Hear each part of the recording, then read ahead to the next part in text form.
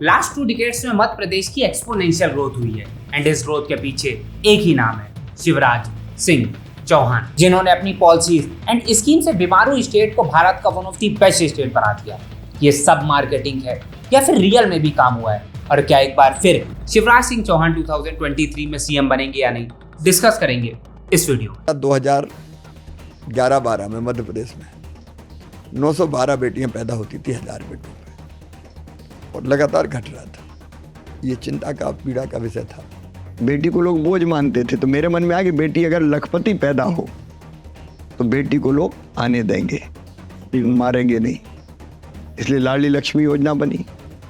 बेटी का विवाह बोझ माना जाता था, तो मैंने कहा मामा करवाएगा शादी। तो ऐसी हमारी योजनाओं की श्रृंखला है। कोई ऐसा नहीं कि आज चुनाव आ गया तो हमने झट से कह दी कि फलानी योजना। कांग्रेस हमारी तो हर साल जैसी आवश्यकता होती है उसके हिसाब से हम योजना बनाते हैं।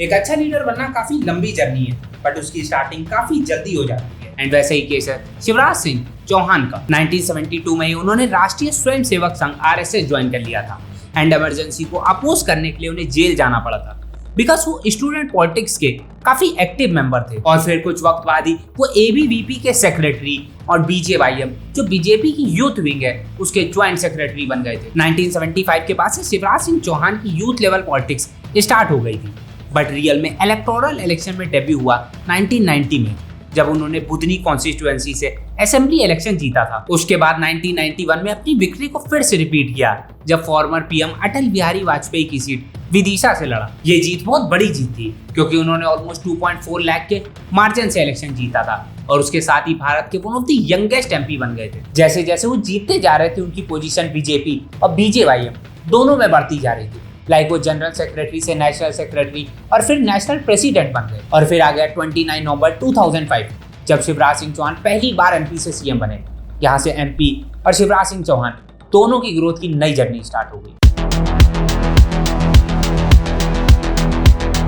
ऐसा स्टेट जो बीमारू की कैटेगरी में आता हो, उसे डेवलपिंग स्टेट बनाना काफी बड़ी बात है, क्योंकि किसी भी स्टेट को डेवलप करने के लिए उसकी economic growth, agricultural development, social welfare, infrastructure, education, health, tourism and environment सब में काम करना पड़ता है। और MP सच में कितना ग्रो हुआ है, उसके लिए आपको इस पार्ट को बहुत ध्यान से समझना होगा। According to the economic survey of Madhya Pradesh 2020-21, state की GDP ऑलमोस्ट 16.43% ग्रो हुई, जबकि national GDP almost half 8%। Per capita income 15.17% grow हुई, जबकि नेशनल एवरेज ग्रोथ 6.7% है। ह्यूमन डेवलपमेंट इंडेक्स HDI 0.375 से 0.606, लिटरेसी रेट 63.7% से 70.6%, सेक्स रेशियो 912:1000 से ऑलमोस्ट 950:1000 हो गया है। ये डेटा शायद यूं ही नहीं अचीव हुए, इसके लिए काफी सारी योजनाएं और स्कीम लॉन्च की गई थी। उसमें से 2 योजनाओं का स्टेट में काफी ज्यादा इम्पैक्ट हुआ है। नंबर 1 इज लाडली लक्ष्मी योजना। इस योजना की वजह से ही शिवराज सिंह चौहान MP के मामा बने हैं, क्योंकि पहले लड़कियों को मार दिया जाता था।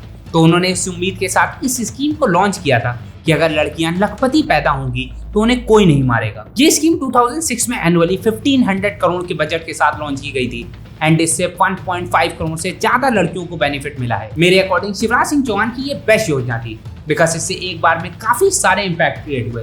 लाइक सेक्स रेशियो बढ़ा, लड़कियों की शादी की दिक्कत खत्म हो गई, और सबसे इंपॉर्टेंट गर्ल एजुकेशन बढ़ा, बिकॉज किसी भी देश को ग्रो होने के लिए गर्ल की एजुकेशन बहुत जरूरी है। And number 2 scheme is CM कन्या विवाह और निकाह योजना। इस स्कीम को भी 2006 में ही लॉन्च किया गया था 300 करोड़ के एनुअल बजट के साथ। इसमें उन लड़कियों की शादी के लिए फाइनेंशियली हेल्प की जाती थी जो 18+ हैं और below poverty line BPL category में आती है। इस स्कीम का पार्ट वो भी थी जो ऑर्फेंड, फिजिकली चैलेंज या फिर रेप और एसिड अटैक की विक्टिम थी। इस स्कीम का बेनिफिट 14 लाख गर्ल्स को मिला था। इसके अलावा और भी काफी सारी योजनाएं लॉन्च की गई थी, लाइक संबल योजना, तीर्थ दर्शन योजना, मेधावी विद्यार्थी योजना, कौशल संवर्धन योजना, स्वरोजगार योजना, आवास मिशन, अन्नपूर्णा योजना, बाल हृदय उपचार योजना, जल कल्याण योजना, शिक्षा प्रोत्साहन योजना। एंड इन योजनाओं से MP हर एस्पेक्ट पे ग्रो हुआ, like reducing poverty, improving education, empowering women, enhancing agriculture and providing